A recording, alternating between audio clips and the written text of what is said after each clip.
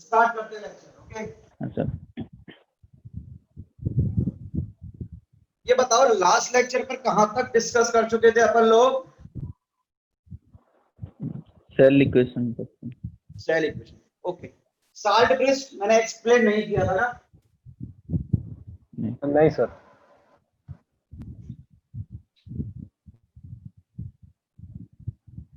छोटा सा प्यारा सा स्ट्रक्चर ड्रॉ कर देते हैं, बहुत काम आने वाला है आज के लेक्चर पर।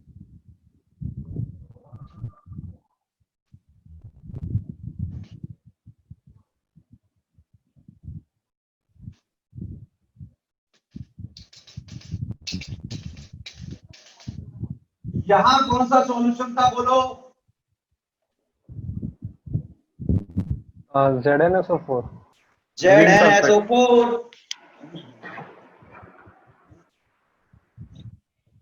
ZnSO4, इसमें कौन सा सॉल्यूशन था?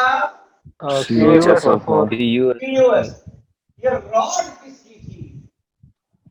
जिंक। Zn zinc. और ये कॉपर। कॉपर। अब स्टार्ट करते हैं साल्ट ब्रिज। सुनना, 110% 12 बोर्ड में आएगा। ऊपर लिख देना 110, जहां 110 लिखवा दिया मतलब वो आना ही आना है, तो ऊपर 110 डाल देना। अब हम डिस्कस करने वाले हैं साल्ट ब्रिज। देखो ये जो प्रैक्टिकल है, एक्चुअल में पूरा जो सेटअप है वो हमारे बीटेक थर्ड ईयर में आया था। जो कंप्लीट सेटअप है वो बीटेक थर्ड ईयर का है।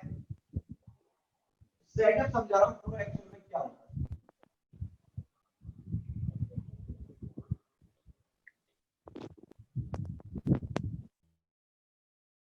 ये एक यू शेप्ड ट्यूब होती है। Salt bridge is a type of U shaped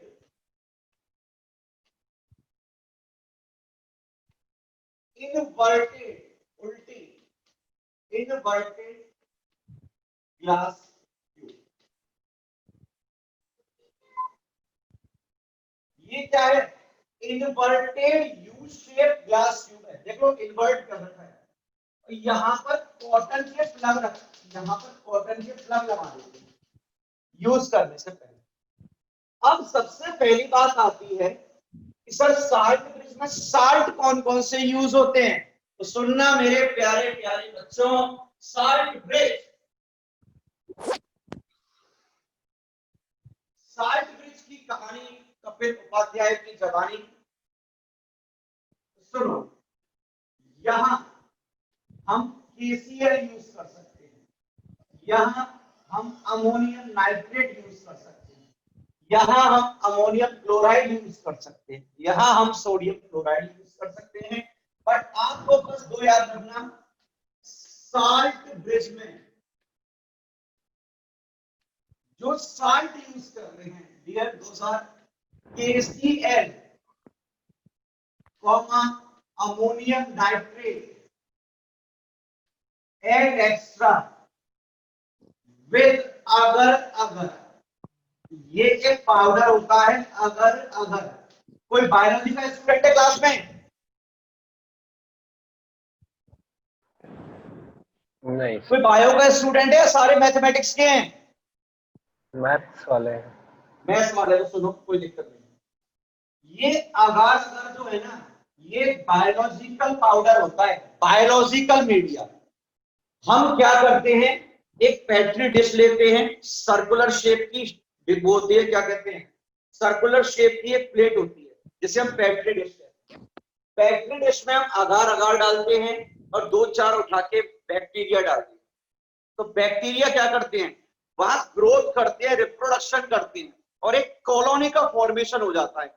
वहां करोड़ों bacteria with in a day grow कर जाते हैं। तो एक पॉइंट सुनना, यहां अगर है, सुनो, यहां अगर है, बैक्टीरिया होता है, यहां अगर है, ठीक है। इस अगर की हम पाउडर फॉर्म ना यूज करके, सुनना, इसकी सेमी लिक्विड स्टेट यूज करते हैं। सेमी लिक्विड स्टेट कौन सी स्टेट है? Semi liquid state. अब एक पॉइंट देखो, ये सेमी लिक्विड स्टेट है ना, उसमें हमारे KCl और अमोनियम नाइट्रेट प्रेजेंट है, सॉलिड फॉर्म नहीं आएगी। सेमी लिक्विड स्टेट एग्जाम में अगर आए, give the name of salt which are used in salt bridge, so you will write KCl ammonium nitrate etc with agar semi liquid state। अब semi liquid state क्यों हुई? For easy and free movement of ions। जो ions यहाँ fill up किए हैं, कौन से? KCl, NH4 और NO3। अगर ये सॉलिड फॉर्म में हुआ बेटा, तो ये बताओ, अगर सॉलिड फॉर्म हुई तो क्या वो मूव कर सकते हैं उसमें आयन कभी? नहीं नहीं कर पाएंगे। फॉर्म कौन सी लेनी है? लिक्विड फॉर्म लेनी है for easy and free movement of ions. एक बच्चा बोले सर आयंस कैसे मूव करेंगे? तो देखो, कल किसी को याद है लास्ट लेक्चर पर यहाँ मैंने आफ्टर सम टाइम एक पॉइंट बताया था, जो सॉल्यूशन है उस पर चार्ज कौन सा होगा? पॉजिटिव। और इस सॉल्यूशन पे कौन सा था? Negative. Yes sir. Yes sir. अब इधर देखो, ये बताओ, इस सॉल्यूशन पर पॉजिटिव चार्ज है, तो KCl का कौन सा आयन इस सॉल्यूशन में मूव करेगा? कैटायन और एनायन? एनायन। एनायन सिंपल है। तो यहां मैं पॉइंट लिख रहा हूं, नेगेटिव आयन, एनायन तो यहां शिफ्ट होगा और कैटायन राइट हैंड साइड पर शिफ्ट होगा। It is clear? Yes sir. ये साल्ट की बात हुई। अब करते हैं क्या? Function and uses of salt bridge. It is also very important for competitive prospective, for board prospective. So first point is it complete the circuit by maintaining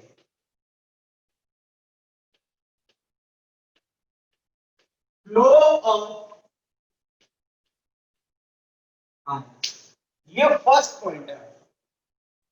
देखो, it complete the circuit by maintaining flow of ions, flow in ions के फ्लो को maintain करेगा। Second point, अब एक point देखना है इधर, after some time here the positive charge is increasing and here the negative charge is increasing. तो यहाँ पॉजिटिव इंक्रीज हो रहा है, यहाँ नेगेटिव इंक्रीज हो रहा है। तो यहां से जो नेगेटिव आयन आ रहे हैं वो क्या करेंगे? इस पॉजिटिव चार्ज को न्यूट्रलाइज करेंगे, और ये पॉजिटिव क्या करेंगे बेटा? इस नेगेटिव चार्ज को न्यूट्रलाइज करेंगे। तो second is it maintain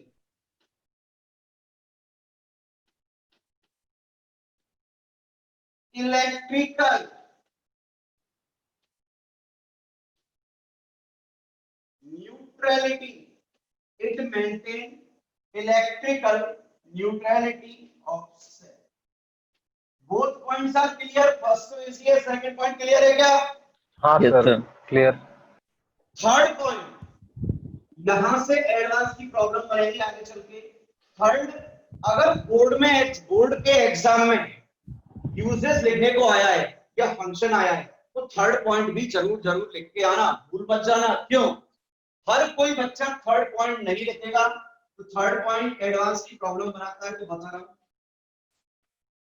it minimizes the liquid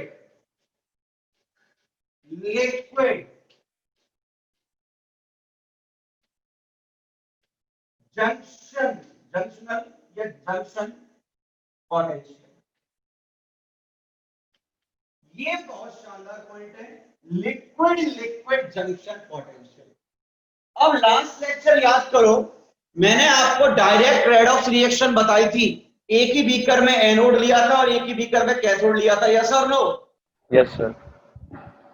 If the redox reaction is going to be occur in a single container, then that was called direct redox Direct. reaction, yes or no? सारे Yes, बोलेंगे sir. अब कहो। Yes, sir. Yes, Yes, sir. sir.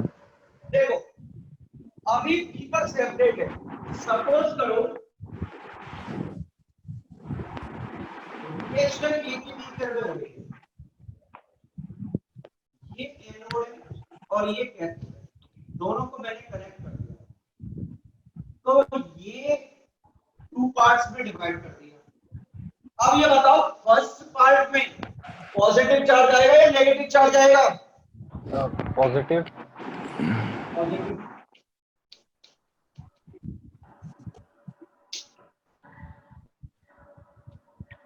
और second part में क्या आएगा? Negative. Negative. Physics में electrostatics पढ़ लिया? हाँ, Yes, sir. sir. हाँ सर। तो एक चीज आपको पता होगी, due to the charge separation, potential is generate, yes और no? Yes, sir. Yes, sir. अब देखो, both are liquids and this point is junction point. बेटा माइक डिस्टर्ब मत करो। ये पॉइंट जंक्शन पॉइंट है, यहाँ पॉजिटिव और नेगेटिव चार्ज दोनों सेपरेट हो गए, तो यहाँ पर एक पोटेंशियल जनरेट होगा या नहीं होगा? बिल्कुल होगा। Yes, तो sir. अगर मैं यहाँ साल्ट ब्रिज डाल दूं, ये मैंने साल्ट ब्रिज डाल दिया, तो पॉजिटिव वाले पार्ट पर कौन जाएगा? एनायन। एनायन यहां शिफ्ट हुआ, चार्ज को रिड्यूस करेगा और न्यूट्रल कर देगा। कैटायन कहां जाएगा? नेगेटिव पर, ये नेगेटिव वाले सॉल्यूशन में गया, उसको न्यूट्रल करेगा। इसने क्या किया? जो लिक्विड लिक्विड जंक्शन पोटेंशियल था उसको रिड्यूस करने का काम स्टार्ट किया, तो मैंने क्या लिखा? It minimises liquid liquid junction potential. Is clear? Yes, sir. Yes, sir. Yes, sir. अब देखो यहाँ क्या होगा, देखो यहाँ क्या काम कर रहा है, यहाँ से ये Zn+2 कहां शिफ्ट हुए थे? सॉल्यूशन में, यस और no? Yes, sir. Yes, sir. इस इलेक्ट्रिक रॉड पर क्या थे? इलेक्ट्रॉन थे मेटेलिक रॉड पर, हाँ, इसके अराउंड क्या कलेक्ट होगा? Yes, sir. Positive charge. Positive.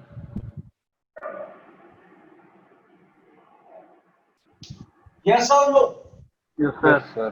Yes, sir. अब देखो कुछ टाइम पीरियड बाद यहाँ पॉजिटिव चार्ज इतना ज्यादा हो जाएगा ना, वो इस इलेक्ट्रॉन्स को अपनी तरफ अट्रैक्ट करने के लिए ट्राई करेगा।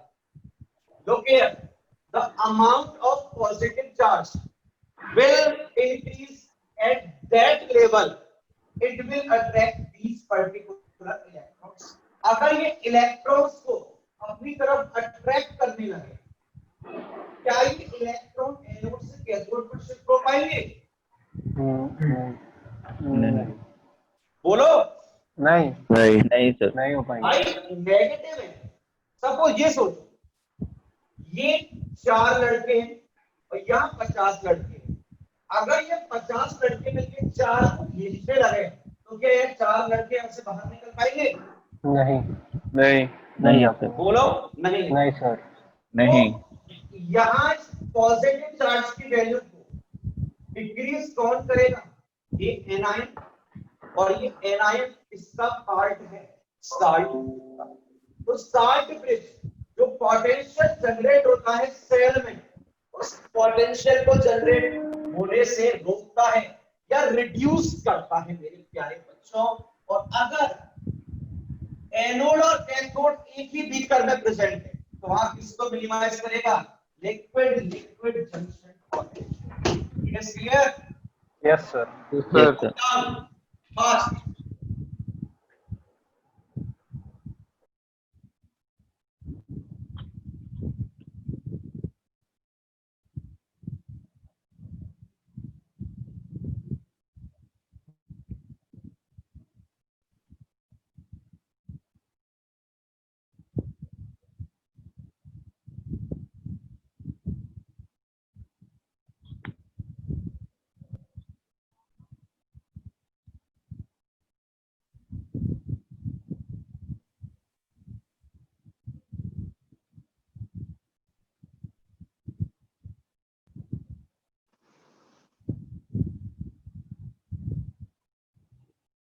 नोट कर लिया बेटा? हाँ सर। अच्छा, आप लोग सीबीएसई बोर्ड से हो, आईसीएसई बोर्ड से हो? ICSE। ICSE।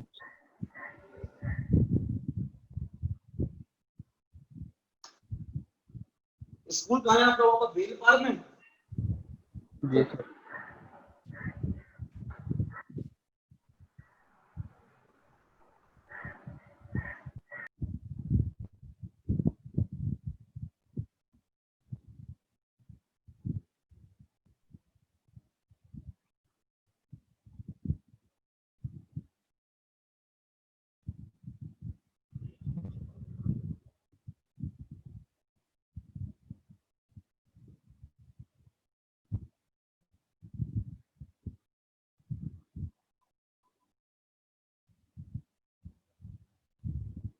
रख कर दो। Yes sir. Yes sir. अगर आप लोग परमिशन दो तो थोड़ा सा डीप में हो जाए। हाँ सर। हाँ सर। सुनना, एनसीईआरटी का पार्ट नहीं है, समझना इसको, कॉम्पिटिटिव में आता है। और बोर्ड में आए, बोर्ड में अगर बोर्ड एग्जाम में एग्जामिनर साल्ट ब्रिज के बारे में कुछ भी पूछ रहा है तो आप कंडीशन भी लिख के आना, condition of electrolyte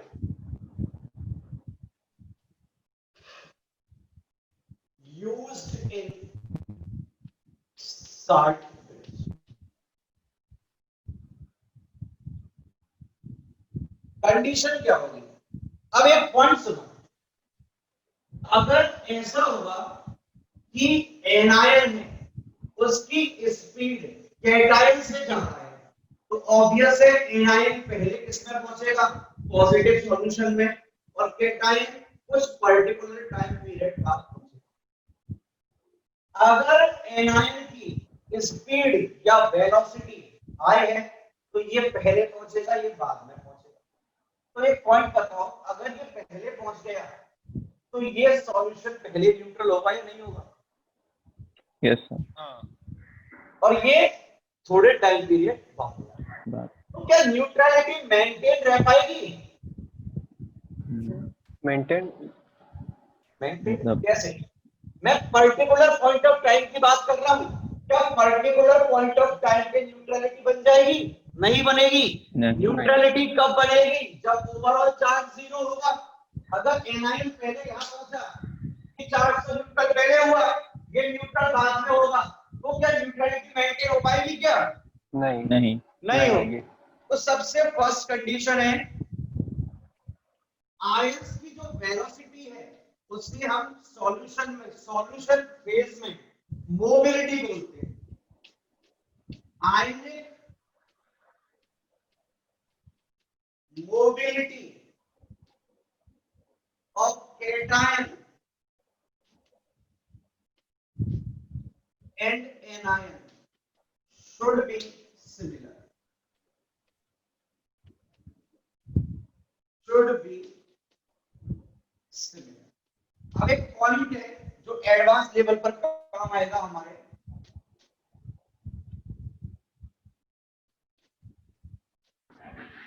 ionic mobility.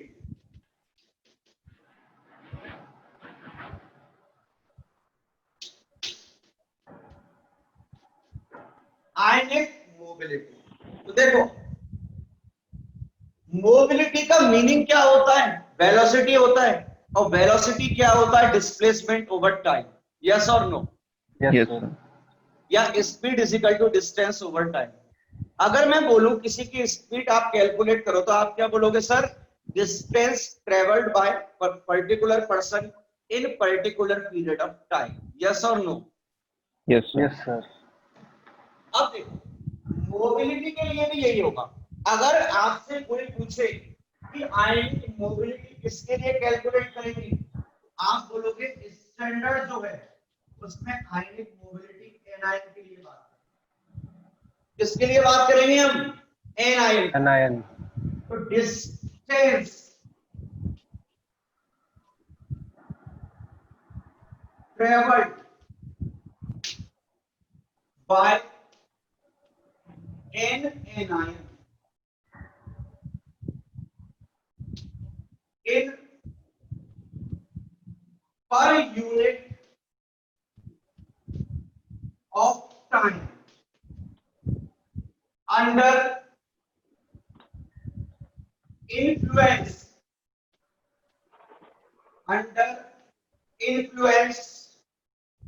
of an electric field 1 सुनना क्या है distance covered by an anion in per unit of time under influence of an electric field 1 volt एक 1 वोल्ट का एक्सटर्नल इलेक्ट्रिक फील्ड अप्लाई किया उसमें anion per unit time में जितनी distance travel करता है उसे हम आयनिक मोबिलिटी बोलते हैं यस क्लियर और नॉट सर फील्ड या Yes, पोटेंशियल sir. बोलो बोलो इलेक्ट्रिक फील्ड 1 वोल्ट का कि पोटेंशियल 1 वोल्ट का और भाई अपन केमिस्ट्री में इलेक्ट्रिक फील्ड का मतलब पोटेंशियल ही होगा भाई पोटेंशियल कब होगा जब इलेक्ट्रिक फील्ड होगा यस और नो यस सर आप इसको पोटेंशियल लिख लो कोई Yes. प्रॉब्लम नहीं है बट हाँ। स्टैंडर्ड लैंग्वेज की डेफिनेशन यही है हाँ. अब एक पॉइंट सुनो जब मैं बच्चा होता था तब मैं सोचा करता था एनायन यहाँ गया एनायन यहाँ गया तो ऐसा हुआ करता था Zn+2 है Cl माइनस यहाँ गया तो रिएक्ट करके क्या फॉर्म कर लेगा Z and C. आप लोगों के माइंड में भी यही चल रहा होगा यस और नो हाँ Yes, sir. सुनना ऐसा नहीं होता एक्चुअली ZnCl2 जो है वो हाईली सॉल्युबल है हाईली सॉल्युबल का मीनिंग क्या है which will be easily ionise soluble होने का मीनिंग ही क्या होता है सॉल्यूशन में जो आयंस में कन्वर्ट हो गया यस और नो हाँ sir Yes, sir.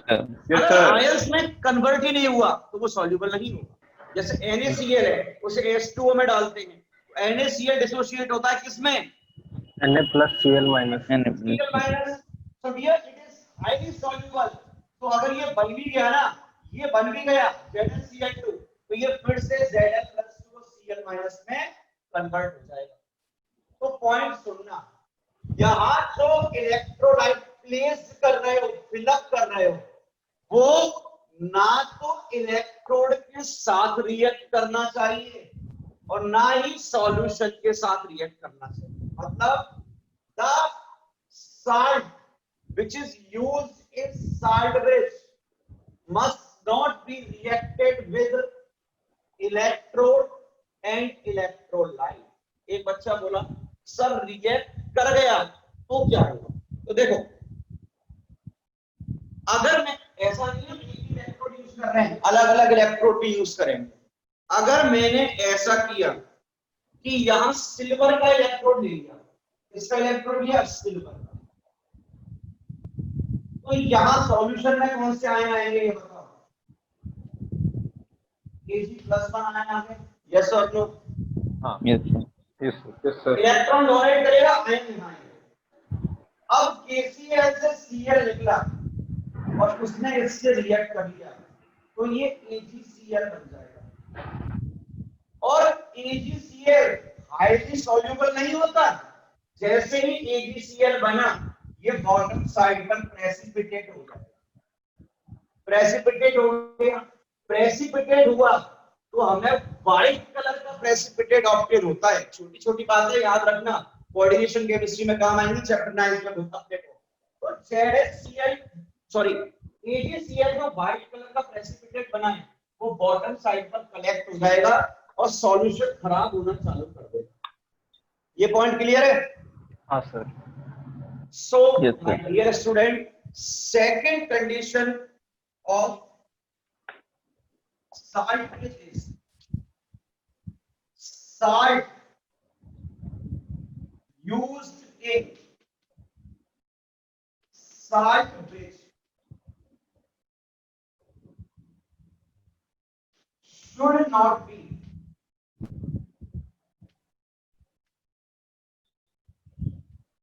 react with electrode and electrolytes। तो ये बताओ सिल्वर इलेक्ट्रोड है तो आप KCl साल्ट यूज करोगे क्या? हम्म,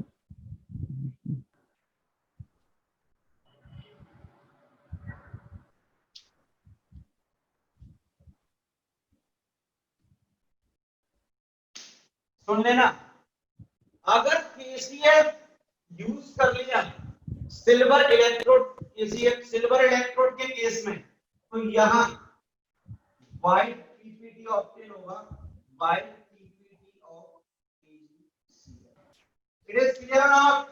Yes, sir. yes sir। Yes, sir. मजे आ रहे हैं फिजिकल में या नहीं आ रहे अभी? हाँ सर। अभी तो मजे आएंगे, रुको आज ही आएंगे मजे। अब हम फिजिक्स पढ़ेंगे इसके अंदर थोड़ी देर बाद। सुन लेना, बेसिक्स बहुत अच्छे प्रिपेयर करा रहा हूं, तो बेसिक्स मत भूलना। चैप्टर तो टिप्स पे होगा, नोट करो, नोट करके डन बोलना।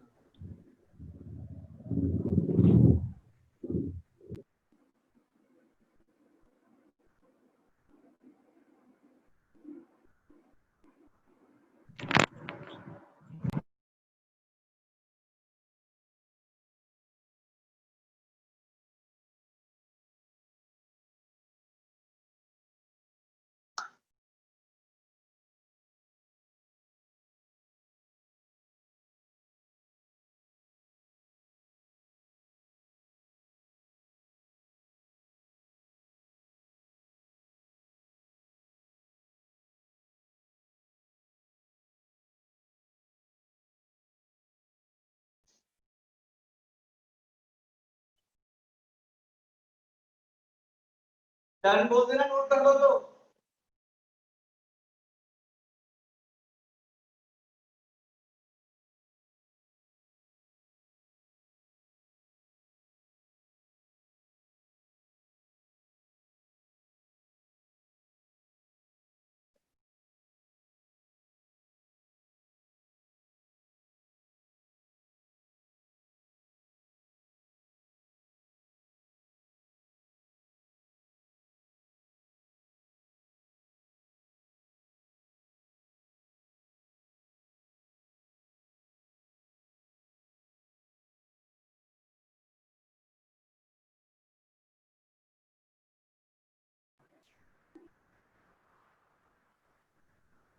लॉक कर दो, थोड़ा थोड़ा बोल देना सर डन जब हो जाए तो। अब स्टार्ट करेंगे बहुत ही interesting topic.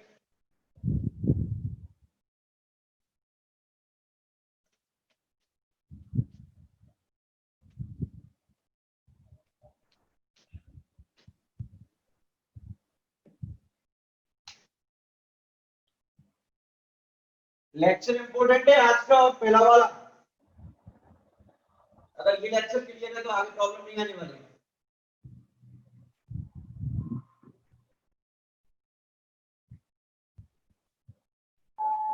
sir, done.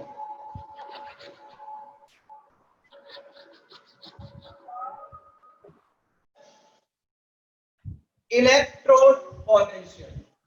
Now listen, ये बताओ पोटेंशियल कब जनरेट होता है?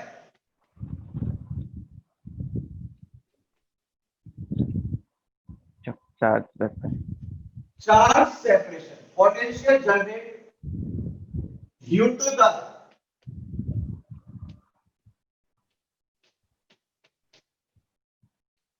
Separation of charges. ये देखो, इस रॉड पर तो नेगेटिव चार्ज है और इसके सराउंडिंग कौन सा चार्ज है? पॉजिटिव। पॉजिटिव। ये पॉजिटिव चार्ज कब आया था? जब Zn का ऑक्सीडेशन हुआ था Zn+2 में। यस और नो? Yes sir. यहाँ नेगेटिव यहाँ पॉजिटिव, चार्ज सेपरेट हो रहा है नहीं हो रहा? हाँ हाँ सर। पोटेंशियल जनरेट होगा नहीं होगा? होगा। इसी पोटेंशियल को कहते हैं इलेक्ट्रोड पोटेंशियल। यहां देखो सॉल्यूशन में कौन सा चार्ज आया था? नेगेटिव। नेगेटिव। नेगेटिव। रॉड पे कौन सा होगा? पॉजिटिव। पॉजिटिव। चार्ज सेपरेशन हुआ नहीं हुआ? हाँ सर। हाँ। इसी को बोलते हैं इलेक्ट्रोड पोटेंशियल। ऑक्सीडेशन के केस में, एनोड के केस में ऑक्सीडेशन पोटेंशियल, और कैथोड के केस में बोलते हैं हम क्या? कैथोड पोटेंशियल या रिडक्शन पोटेंशियल। डेफिनेशन लिख रहा हूं, the potential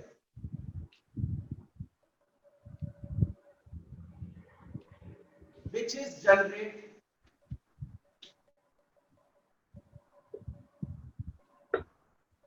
across the electrodes, किसके अक्रॉस? इलेक्ट्रोड्स के across, across the electrodes due to oxidation and reduction called electrode potential. It is clear? Yes sir. थोड़ा सा डीप में जाएं, परमिशन दो तो। हाँ सर। हाँ हाँ सर। पहले नोट करो दोनों पॉइंट, फिर डीप में जाएंगे क्योंकि रफ करना पड़ेगा मेरे को।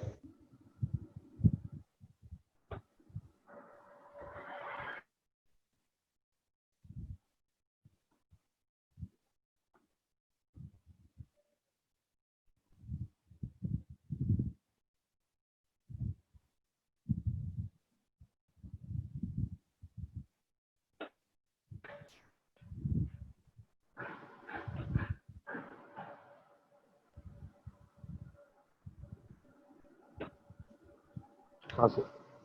Okay,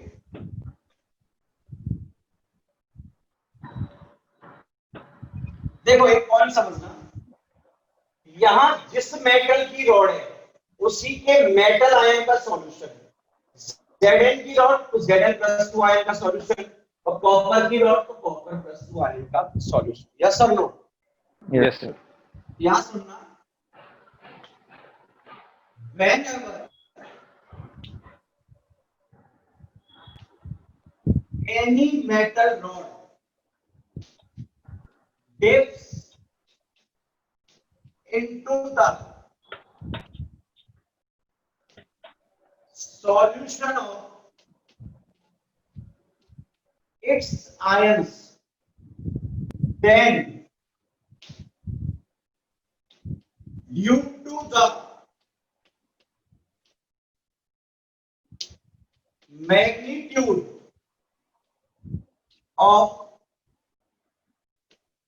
following two factors. Look here, when any metal rod dips into solution of its ion, then due to the magnitude of following two factors, ऐसे दो फैक्टर हैं जिनके कारण तीन कंडीशन बनेंगी। सुन लेना, टू फैक्टर्स है, due to which there will be three conditions formed. तो फैक्टर कौन से? पहले फैक्टर देखो, first factor is solution pressure,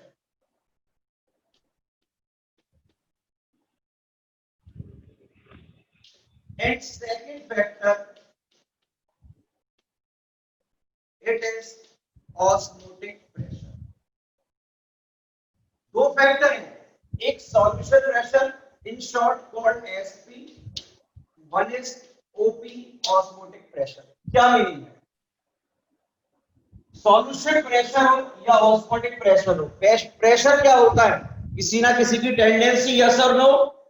yes sir. Pressure एक टेंडेंसी है फोर्स अप्लाई करने की, तो सॉल्यूशन प्रेशर क्या टेंडेंसी है? Tendency to convert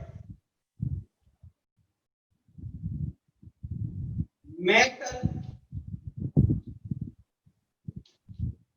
into the metal ion. तो बच्चों एक पॉइंट सुनना, जो सॉल्यूशन प्रेशर है ना वो एक टेंडेंसी होती है जिससे क्या होगा, ये मेटल था, Zn मेटल था सॉलिड, ये किसमें कन्वर्ट हुआ Zn plus two M plus N। एक M सॉलिड है जो N इलेक्ट्रॉन डोनेट करके M प्लस N में कन्वर्ट हो रहा है।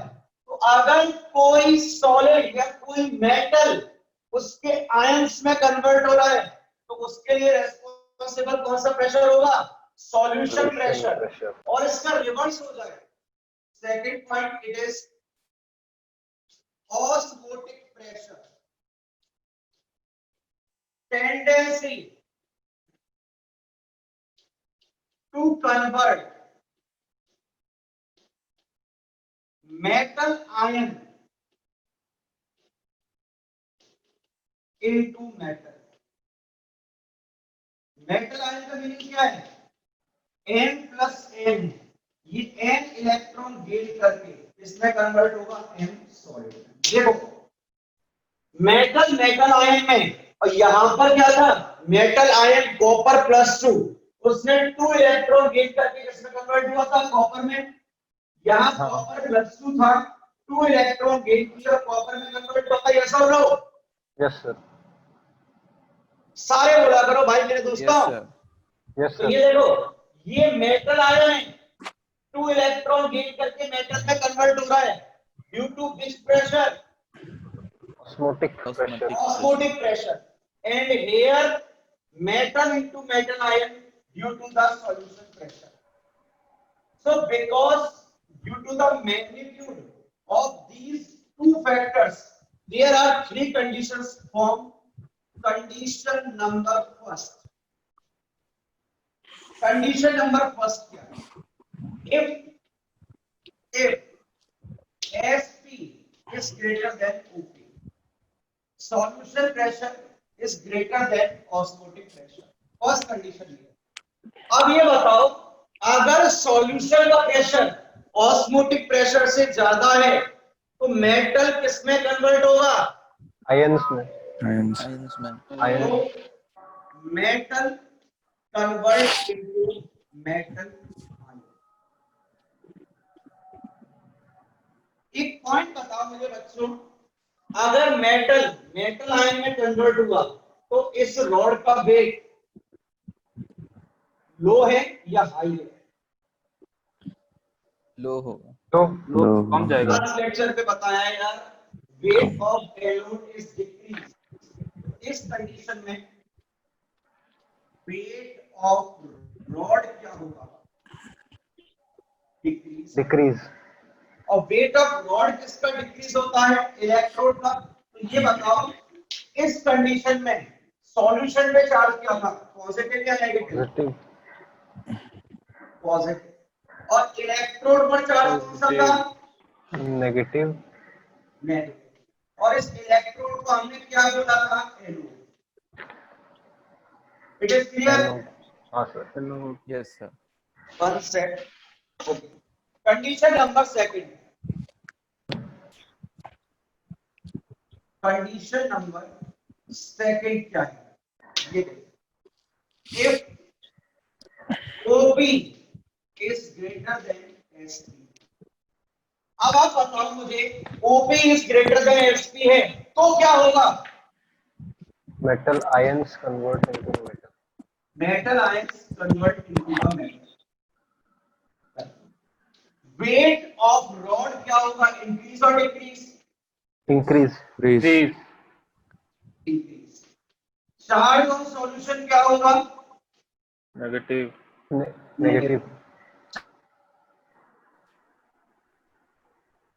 सर म्यूट हो गया। कॉल आया।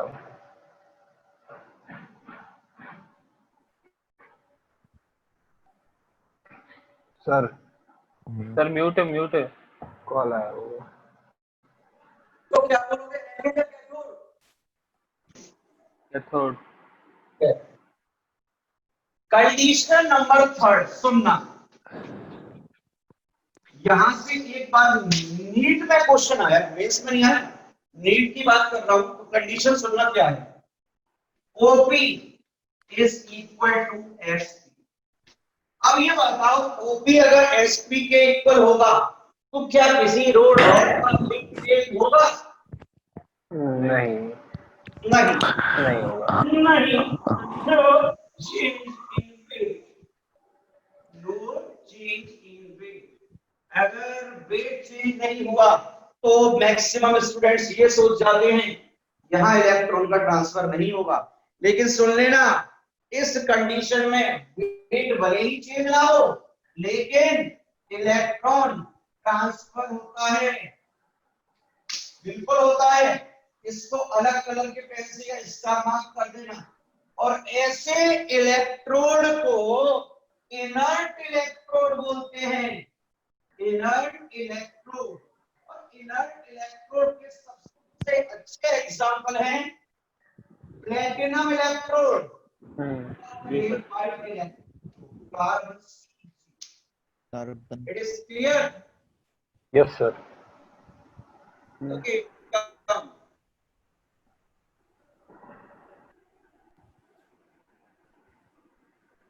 सुनना, जो हम इलेक्ट्रोड पोटेंशियल कैलकुलेट करते हैं ना, वो कंडीशन नंबर 3 पर ही करते हैं। इसे हम इक्विलिब्रियम की कंडीशन बोलते हैं। Yes yes.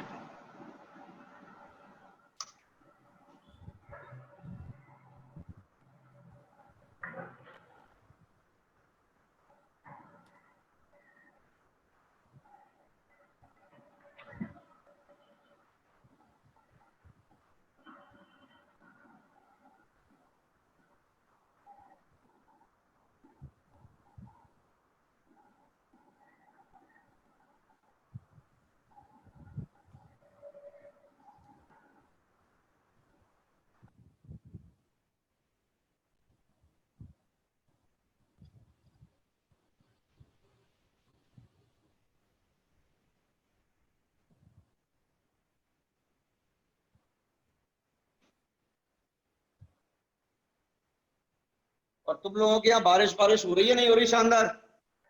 कुछ दिन से तो नहीं हो रही है लेकिन बहुत जोर। वेदर कैसा है? वही ठीक है, धूप नहीं है। तो ये गर्मी पड़ती नहीं है क्या बेलपार में? पड़ती है, सब यहाँ ज्यादा होता है। यहाँ तीनों नेचर चीज से बहुत ज्यादा ज्यादा पड़ता है होती है। बाकी। गर्मी भी बहुत ज्यादा। Continental climate. तीनों चीजें बहुत। कितना, 29 किलोमीटर? क्या? बालेसर से कितना दूर पड़ता है? बहुत दूर है सर, अराउंड वो 400 किलोमीटर होगा। 350 से 400 किलोमीटर है। Oh my God. वो ईस्ट है तो ये वेस्ट है। वो दूसरा स्कूल बालेश्वर वाला है क्या? हाँ हाँ। चलो मिलते हैं किसी दिन, आप लोगों से लॉकडाउन खुलने दो, मिलेंगे पक्का। Yes sir. Tension not, party करेंगे आराम से। हाँ। हाँ सर। अब कर दो। एक सेकंड सर। चलो भाई।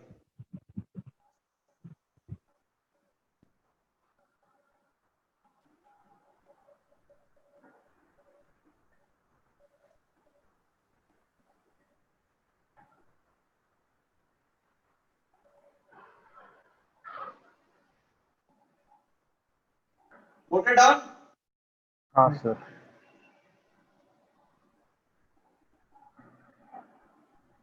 Now listen.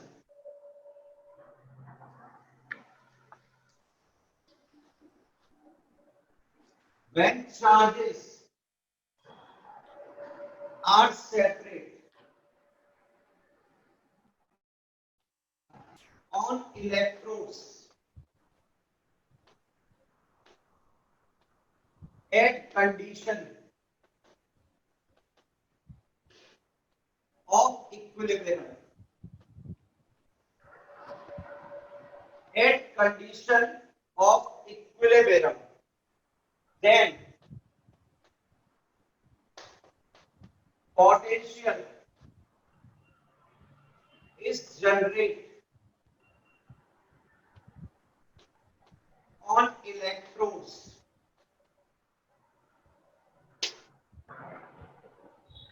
called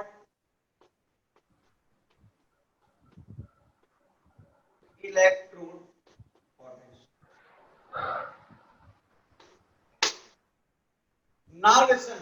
पॉइंट क्या है, कंडीशन ऑफ इक्विलिब्रियम। अब एक पॉइंट बोल रहा हूं, याद रखना, हम सेपरेट सेपरेट कभी भी कैलकुलेट नहीं करते। आप अगर ये सोचो सर हम ऑक्सीडेशन को सेपरेट कैलकुलेट कर लें, रिडक्शन को सेपरेट कैलकुलेट कर लें, या एनोड का सेपरेट कैलकुलेट कर लें, या कैथोड का इलेक्ट्रोड पोटेंशियल कैलकुलेट कर लें separate. So dear, you can never calculate separate electrode potential of anode and cathode. You are able to calculate only in that condition when both electrodes are present in a cell. It is clear? हाँ sir. अब सुनो, if potential is due to the oxidation or anode, then it is called oxidation potential. अगर ये anode के case में है तो oxidation potential, and second is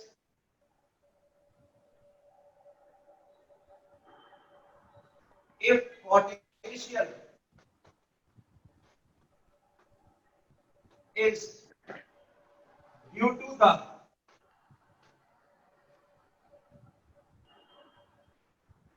reduction or cathode, then it is called reduction potential. It is clear beta? हाँ sir. Yes, sir. Yes sir. Note down. देखो simple सा है, एनोड पे क्या हो रहा है ऑक्सीडेशन, और कैथोड पे क्या हो रहा है रिडक्शन। चार्ज सेपरेट हुए, पोटेंशियल जनरेट हुआ। अगर ऑक्सीडेशन के केस में है तो ऑक्सीडेशन पोटेंशियल, और रिडक्शन के केस में है तो reduction potential. It is clear? Yes sir. Yes sir. Note down fast.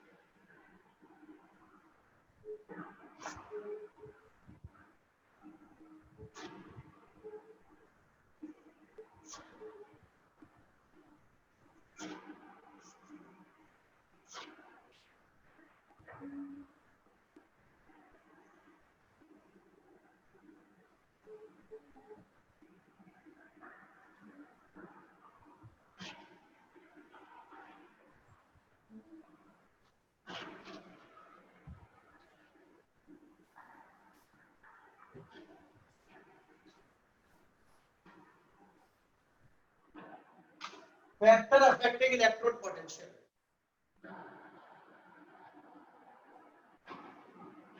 First is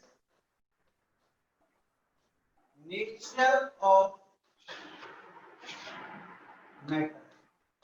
First is nature of matter. Now look here. Suppose we are using ferrous electrode and it is converting in Fe+3. Another Fe is converting into Fe+2.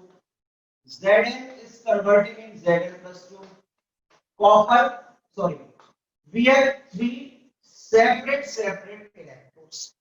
तो बेटा अगर metal different है तो उनका electrode potential भी different होगा। दोबारा सुन लेना, अगर मेटल वेरी कर रही है तो उनका इलेक्ट्रोड पोटेंशियल भी वेरी करेगा। अब बच्चा पूछता है कैसे पता चलेगा, तो उसके लिए हम नल्स इक्वेशन देखेंगे, वहां से कैलकुलेट करते हैं किस मेटल का इलेक्ट्रोड पोटेंशियल क्या होगा। इसके लिए परेशान नहीं होना, ये तो हमें बहुत बाद में देखना है। Second factor is concentration and third is second is concentration. और कंसंट्रेशन किसकी निकाल रही है तो बताओगी आपको, आयंस की concentration of the ions and temperature of experiment. Experiment का टेम्परेचर क्या। तो मेरे प्यारे बच्चों सुनना, अब जो लेक्चर चलने वाले हैं आगे वो इस पर और इस पर चलेंगे। ये दोनों बहुत इंपॉर्टेंट फैक्टर है। मेंस, नीट, एडवांस, बोर्ड सब में क्वेश्चन आएगा यहां से।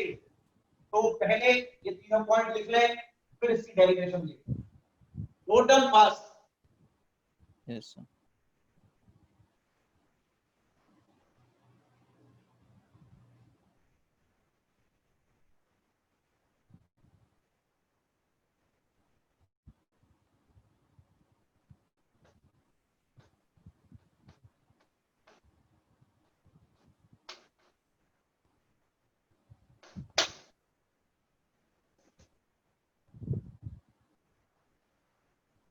Yes sir.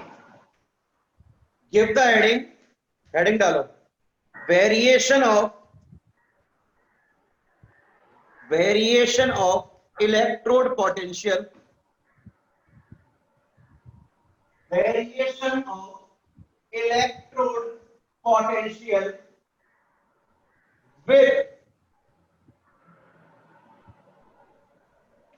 temperature, with temperature and concentration।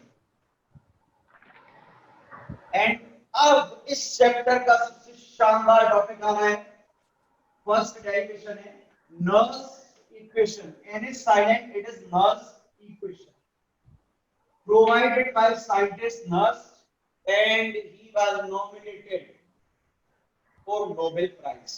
Nominate भी हुए और नोबेल भी मिला इसके लिए। अच्छा, एक नोबेल प्राइज की वैल्यू क्या होती है पता है आप लोगों को? वैल्यू बहुत बहुत कितनी? 15 करोड़ रुपए होती है। सुन लेना, 15 करोड़ रुपए होती है। अब सुनो भाई, एक चैप्टर आपने पढ़ा होगा और जो आपको बहुत ज्यादा इजी लगा होगा, थर्मोडायनामिक्स। इजी लगा या टफ लगा था? वो फिजिक्स और केमिस्ट्री में काफी कंफ्यूजन था। हाँ बहुत होता है, चिंता मत करो, जब वीडियो बना लो वीडियो देखना इसकी, बहुत इजी वे में पढ़ेंगे इसको। From thermodynamics. अभी ज्यादा कुछ याद नहीं करना, मैं रिकॉल ही करा दूंगा थोड़ा सा। यहां से इक्वेशन निकल के आई थी, delta G is equal to delta E not plus 2.303 RT log Q.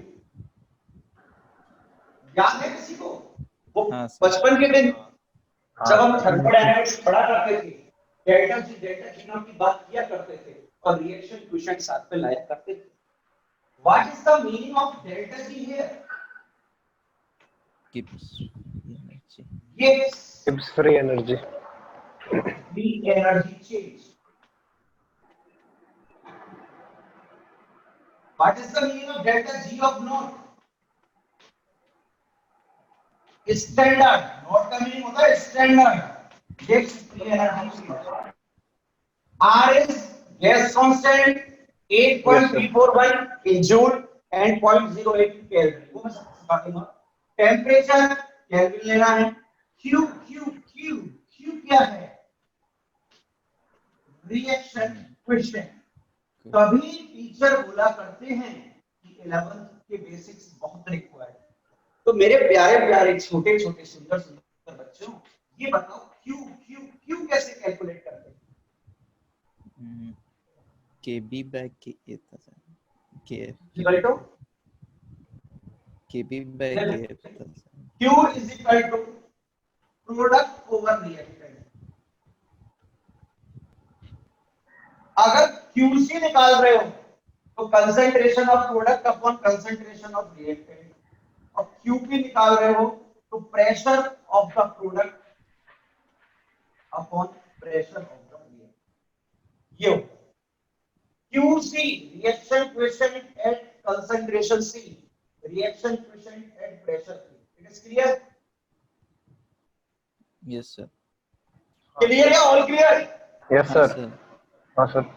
बच्चों समझना, बोर्ड के लेवल पर भी बहुत इंपॉर्टेंट रिएक्शन है ये। इक्वेशन हमने थर्मोडायनामिक्स से पढ़ा हुआ। चलो थोड़ा सा और याद दिलाते हैं। अच्छा एक बात बताओ, आपको कोई वर्क परफॉर्म करना है तो आप में जो एनर्जी है वो इंक्रीज होगी या डिक्रीज होगी वर्क परफॉर्म करने के बाद? डिक्रीज। डिक्रीज। सिंपल है, कोई भी फंक्शन परफॉर्म करने के लिए एनर्जी का यूज होगा तो एनर्जी की वैल्यू डिक्रीज होगी। यूजफुल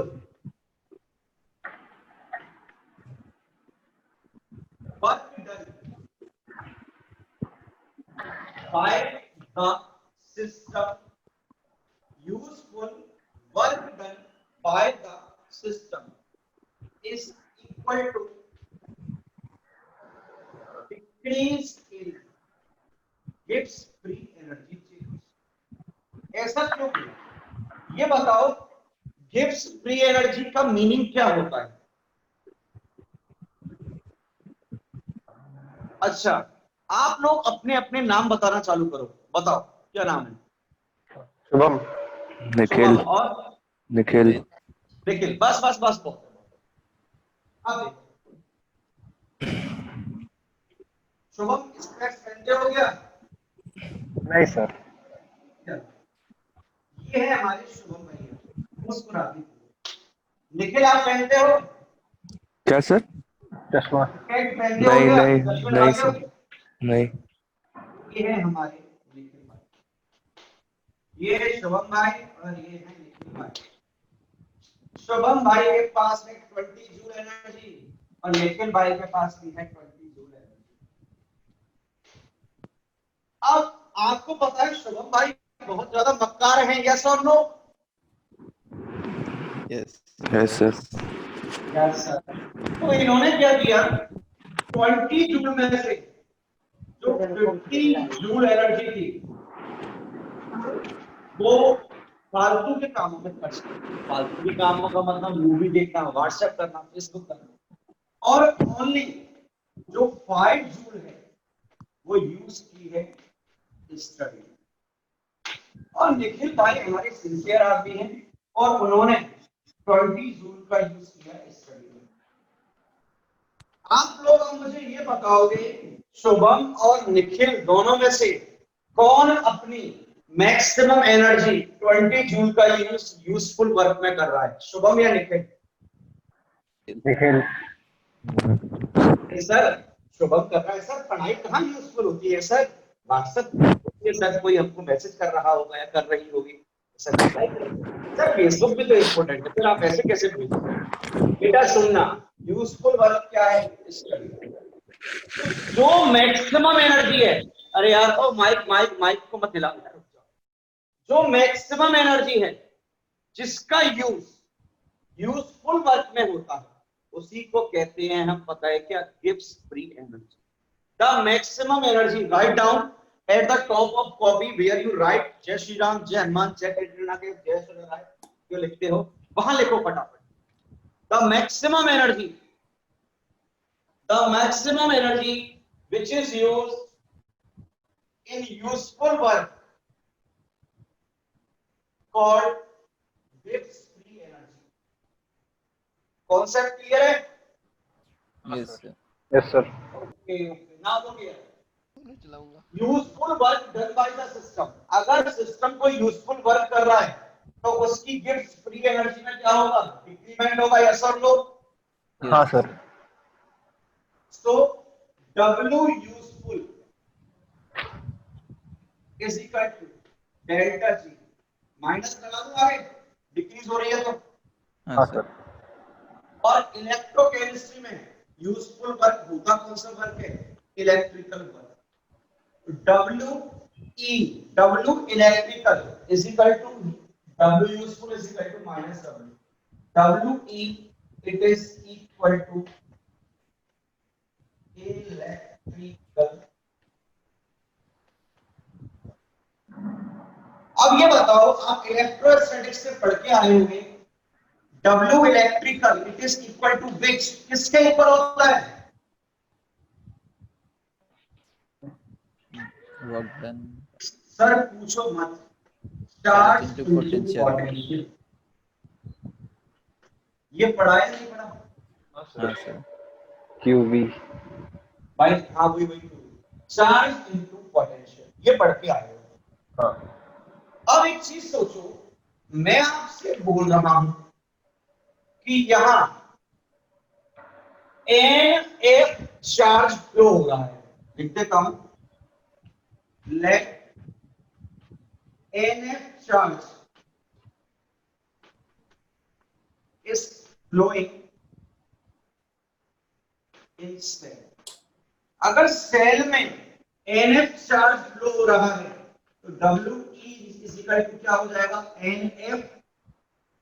और पोटेंशियल यहां V नहीं लगाते, यहां V नहीं लगाते, यहां V नहीं लगाते, यहां लिखते हैं हम E, electrode potential of cell. WE is equal to NF E cell. It is clear? Yes sir. Yes sir. अब एग्जामिनर तो पागल होता है, आप सबको पता है, वो ये नहीं पूछता, ये पूछता है कि मैक्सिमम वर्क डन किस कंडीशन पे होगा। क्या पूछेगा? मैक्सिमम वर्क डन किस कंडीशन पे होगा। तो मैक्सिमम वर्क डन हम लेके चलते हैं स्टैंडर्ड कंडीशन पर, और तो W max is equal to आता है NF E नॉट। ये W मैक्स आया। अब ये देखो, WE is equal to minus delta G है। अगर मैं WE की वैल्यू यहां उठा के प्लेस कर दूं तो delta G is equal to क्या हो जाएगा? माइनस, इधर है माइनस NFE।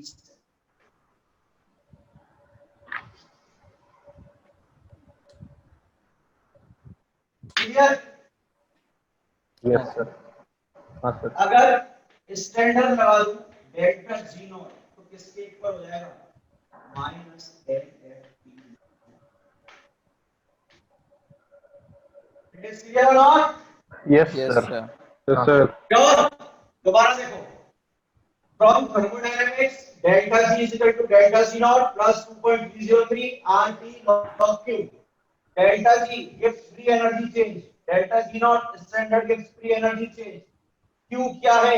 रिएक्शन कोएफिशिएंट है, WE इलेक्ट्रिकल एनर्जी। तो जो सिस्टम वर्क डन करेगा कौन सा? Useful work Useful work. By the system, ये डिक्रीज इन गिव्स फ्री एनर्जी चेंज के इक्वल होगा, डेल्टा G। तो W useful is equal to minus delta G, और यूजफुल वर्क कौन सा होता है यहाँ? इलेक्ट्रिकल। तो WE is equal to charge multiplied by potential, और NF चार्ज फ्लो हो रहा है तो NF E सेल। मैक्सिमम की कंडीशन इंपॉर्टेंट है, याद रखना, W max is equal to NF E not cell. यहां ये वैल्यू पुट कर दी तो delta G is equal to यह है स्टैंडर्ड। यहां तक क्लियर? हाँ Yes, सर। sir. अब इसको उठा के यहां रखेंगे, इसको उठा के यहां रखेंगे, फिर डेरिवेशन देखेंगे क्या आता है। पहले नोट करो फटाफट सारा।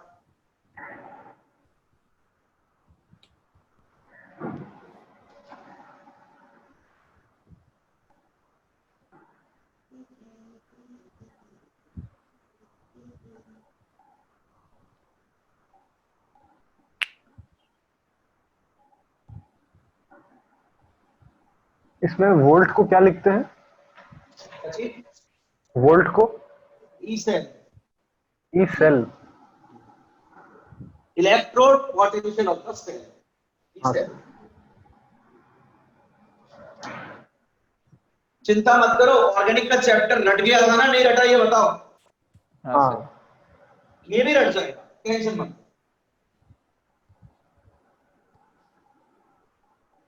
टेंशन तो लेनी नहीं है, हंस के पढ़ना है और हंस के पढ़ाना है।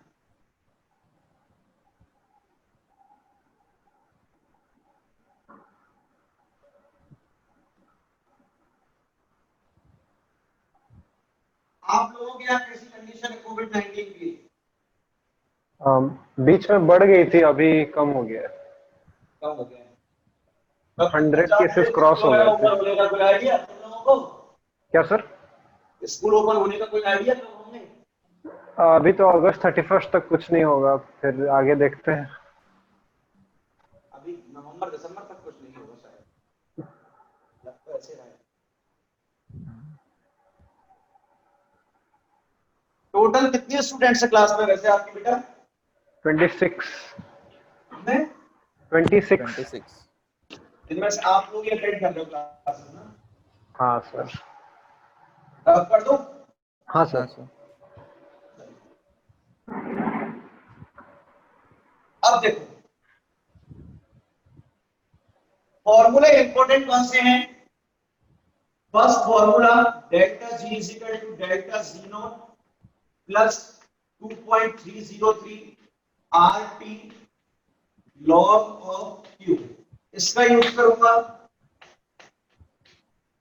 Delta G is equal to N F E cell, इसका यूज करूंगा। Delta G not is equal to minus N F, sorry minus N F E not cell का यूज करूंगा। ये फॉर्मूला है। ये वैल्यू उठा के यहां प्लेस की, ये वैल्यू उठा के यहां प्लेस की। Minus N F E cell is equal to minus N F E not cell plus 2.303 R T log of Q. ये पुट कर। अब देखो कंप्लीट इक्वेशन को मैंने एनएफ से डिवाइड किया, इसको भी एनएफ से डिवाइड, और ये इक्वेशन भी मैंने एनएफ से डिवाइड कर दिया। क्या बचा यहां? Minus E cell cancel out, cancel out. Board के एग्जाम में कभी भी ऐसे कैंसिल आउट करके मत आ जाना, एग्जामिनर नंबर 0 देगा। आपको ऐसे ही रखना है। सेकंड इक्वेशन बनाओगे वहां लिखोगे, कैंसिल मत करना किसी भी डाटा को केमिस्ट्री के अंदर। Minus E not cell 2.303 R T upon N F log of, minus से मल्टीप्लाई कर दो कंप्लीट इक्वेशन को, तो E cell is equal to E not cell minus 2.303 R T upon N F log of. अभी note मत करना कुछ जब तक ना हो। ये आपकी इक्वेशन आ रही है ई सेल। यहां देखो कुछ पॉइंट समझना। ये जो ई सेल है ना, ई सेल ये है वेरिएबल, ये हर क्वेश्चन के साथ वेरी करेगा। ई नॉट सेल ये है electrode potential of cell. E not cell क्या है? Standard electrode potential of cell, ये है ई नॉट सेल। अब बात करते हैं, आर पता है, टी पता है, एन क्या है? N is equal to number of transferred electron, number of transferred electron. Cell में जितने इलेक्ट्रॉन ट्रांसफर हुए हैं उनका नंबर। अगर हम एनोड की बात करें तो ये बताओ, एनोड पे इलेक्ट्रॉन का लूज होता है या गेन होता है? एनोड से लूज होता है electron gain, number of lost electron. और अगर गेन किए तो क्या आएगा?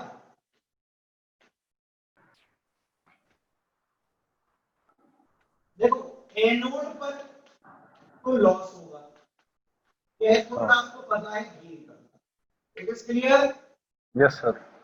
अब आते हैं, आइए थोड़ा सा पढ़ते हैं, क्यों मैं आपको बता चुका हूं। अब बात करते हैं स्टैंडर्ड कंडीशन का मीनिंग क्या है। सबसे पहली बात देखो, स्टैंडर्ड कंडीशन हर चैप्टर में वेरी करती है। यहां पर स्टैंडर्ड कंडीशन क्या है वो दिखाता हूं। स्टैंडर्ड कंडीशन, अगर आयन है तो कंसंट्रेशन 1 मोलर लेना, अगर गैस है तो प्रेशर 1 बार लेना, अगर प्योर सॉलिड है या प्योर लिक्विड है, उसके लिए हमेशा कंसंट्रेशन और प्रेशर बना, याद रखना ये चीज है। और टेम्परेचर ये तो हर चैप्टर में कांस्टेंट है, 25 डिग्री सेल्सियस और 298 केल्विन। ये क्लियर है? हाँ सर। Yes sir. ये तो याद रखिए, इसमें तो कोई कॉन्सेप्ट नहीं है जो समझाऊं मैं आपको। अब सुनो, अगर मैं यहां पर R की वैल्यू 8.314 रखूं, R सुनना, जूल में पुट करेंगे हर क्वेश्चन में। अगर स्पेशली उसने पूछा है कि कैलोरी में, तो हम 0.08 पुट करते हैं। तो देखना, R की वैल्यू पता है, T पता है हमें, F की वैल्यू कितनी होती है आप सबको पता होगी।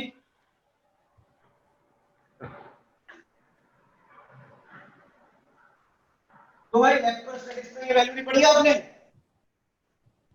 एफ नहीं सर। 1 फेराड किसके इक्वल होता था? 96500 कूलम। यस और नो? हाँ ये तो यार फिजिक्स के हाँ फर्स्ट चैप्टर में आ जाता है ये सब। हाँ सर। हाँ अब माइक्रो देखो, फैराड। ये कांस्टेंट है, R कांस्टेंट, T की वैल्यू हमें पता है, F कांस्टेंट। इनकी वैल्यू रखकर सॉल्व करने पर आंसर आता है E cell is equal to E not cell minus 0.059। ये और ये अपॉन n वेरी कर जाता है कभी कभी ऑफ लॉग। आप इस फॉर्मूले को लर्न करना। और Q का मीनिंग क्या होता है? Concentration of product upon concentration.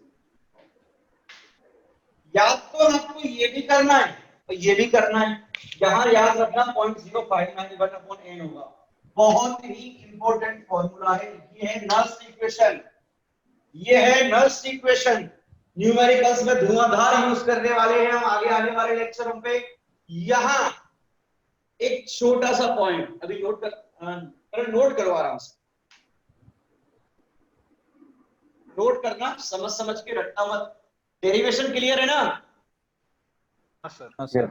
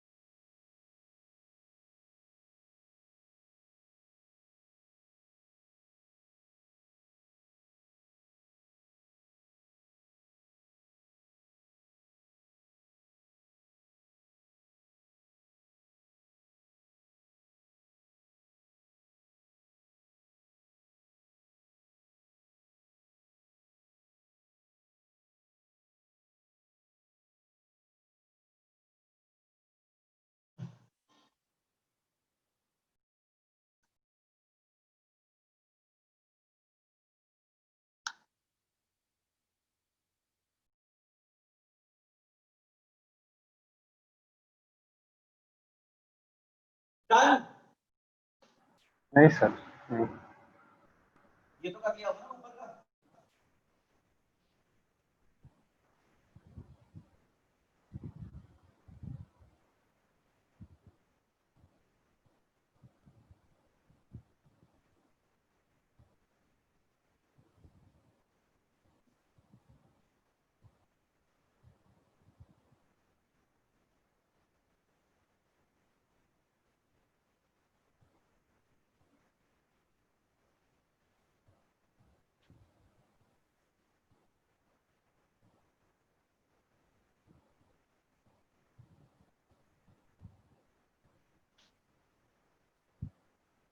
हाँ सर।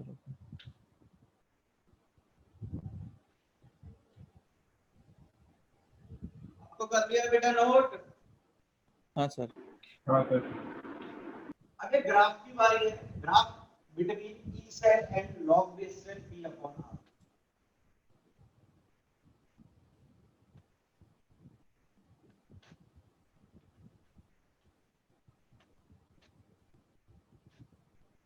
ये देखो ग्राफ ड्रॉ करने का एक पैटर्न बताता हूँ।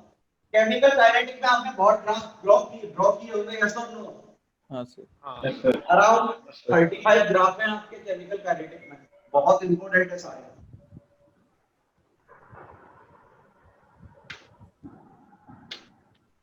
ये है आपका ई सेल और ये है लॉग बेस 10 प्रोडक्ट अपॉन ये। अब देखो ये y एक्सिस पर है, ये x एक्सिस पर है। x के साथ क्या होता है आपका हमेशा m माइनस mx, ये क्या हो गया intercept c।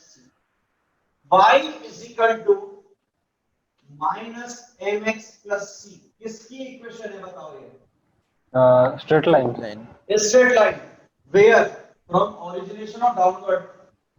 Downward. Downward. Down. minus m means negative slope, ये negative slope होगा।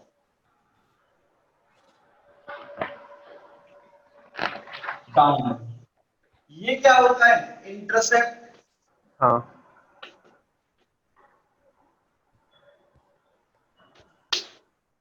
इंटरसेप्ट क्या है यहाँ पर? नॉट